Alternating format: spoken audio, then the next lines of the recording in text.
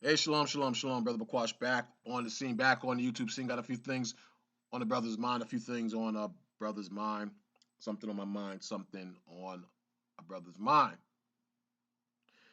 So, surfing the net, and this is after I posted my last video, and it seems that my video kind of scuffed up a few nerves. I was under the influence or understanding that, we, the scoff crew, the scoffing crew, were to be ignored. And if you ignore us, then we'll get tired and go away. But apparently, I guess we can't be ignored. You understand? Apparently, certain nerves are being damaged and heads are sticking up, you know? So I go to Joey Whiteboy's Gabar page and I see this video that he copied and posted to his page from one of the younger flunkies, uh, Great Waters, GMS Great Waters, whatever his name is. I think his Hebrew name is Zion. He's the one with the white boy in the camp. The white boy that sounds like Elmer Fudd. He's that white boy. Anyway, you know, and I encourage you, brothers and sisters, go and watch his video. Watch his video, or watch it. It's on Gabar's page. Watch the video. No proof whatsoever on Ariah being John the Baptist. Yet I can't see it. You have to be spiritual to see it. And he's coming at me like it's so clear and evident that John is Ariah back on its earth again. But he's just doing the same thing that we did in the past. We put men and glorified men above scripture. And I finally put it together, brothers and sisters. I finally put the flunky puzzle together.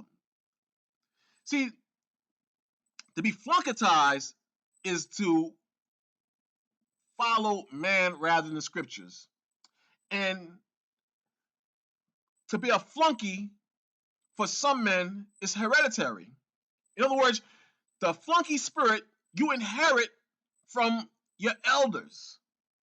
And it passes on down and down through the chain of command from one generation of leadership to another generation of leadership. I finally put it together. I'm about to give you the spiritual holy grail of how does fluntism work, or how has it been working over in the last 25 years or so or more since I've been in the truth. I'm going to break it down to you. You had a leadership that was over me, that was over the envious one Tahar, as well as the Beast Man, and Joey Whiteboy Gabar, and a few men that go way back. So you had Ariah, King Marshall, Kazak, Lahab, Shaw, and Yashuan. And we put these men above scriptures. We put them above scriptures. Let's face it. And if anyone spoke up against those men, even if the men were off, and men showed us clearly that the leadership was off on various subjects, if anyone heard another man speak against the leadership, they were pointed out and kicked out of the school and humiliated and made it look like they had demons and spirits on them and they couldn't see anything spiritual. I remember this clearly. I've mentioned it in various videos. You understand? So you had men who are flunkies under our old leadership. You understand? And guess what? Down the line, after we had those splits and broke up from the great Ariah, Marshall, Lahab, Kazak, Shaw, Yashuan, when we broke off from those men, you understand? New leadership was set up. New leadership. Now, the new leadership, who was under the old leadership, they glorify their leaders such as Ariah and Marshall. They say that these were great men from the past, Marshall being King David, and Ariah being John the Baptist. Being John the Revelator or St. John back on earth, or being Joshua. You understand? Marshall being Moses, You understand? Back on earth now, reincarnate back here again now. 2016, you have Tahar, Gabar, Rakar still teaching that because they are flunkies. How are they flunkies? They put these men above the status of scripture. Now, here's my proof in that. They claim that Arya is John the Revelator, Saint John back on earth, Joshua. If you want to go that route. They claim he's these great men, that Arya is these great men back here on earth again. But yet, Joshua has Arya has lined himself with a a criminal known as Tazadakia the Comforter. You understand? Clearly, Tazadakia is robbing and ripping off brothers and sisters and using mind control to make slaves out of the Most High's children. So, make me understand how Arya gets all this respect. He even gets the title of a Saint John. He even gets the title of a Joshua. He gets a glorious title. But on the flip side, Lahab, who is ripping us off, Kazak, who is ripping us off, Shaw, who was ripping us off, Yashuan, who was ripping us off, General Yohana, who was ripping us off, who was your leader, Gabar. These were your leaders. These were your leaders to a degree, envious one, Tahar. These were your leaders, Beastman Rikar. Yet you slammed these men. You slammed those men, but glorify Arya. You glorify Arya. Now, it's not a funky. You point out all the wickedness of those of the men that you hate, the men that ripped us off, such as Lahab, Kazak, Ari, and so on and so forth, the men I named earlier.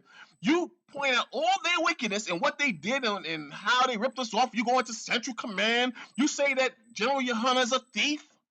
Yeshaya is about money. He's a thief. He's wicked. He's going off into doctrine. But at the same time, you say you're going to respect Arya, that you give honor to your Arya, that Arya is John on earth again, and that this idiot Gabar, he's reading the scriptures and he's finding Arya in the 3rd chapter of Zechariah. The dirty Mitri is Arya's spirit that will be cleaned again. You see the hypocrisy, and you see how the funkyism it's hereditary. It goes from all the way from the top all the way down. That spirit of putting men over the scriptures is still here.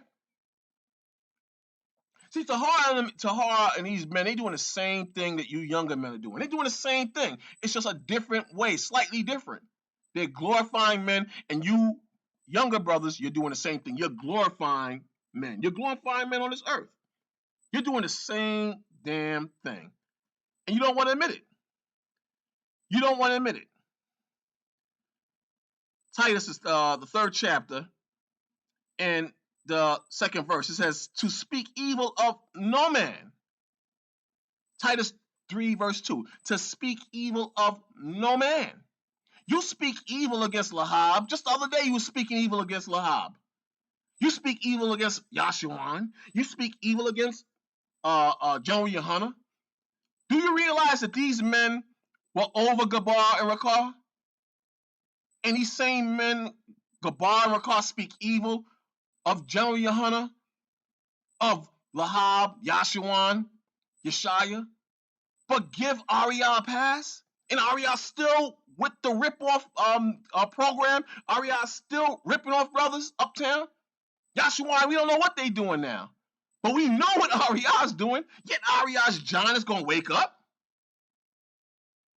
But the scripture says to speak evil of no man, we speak evil of no man, to be no brawlers, but gentle, showing meekness unto all men. That don't fit GMS. That don't fit you, brothers.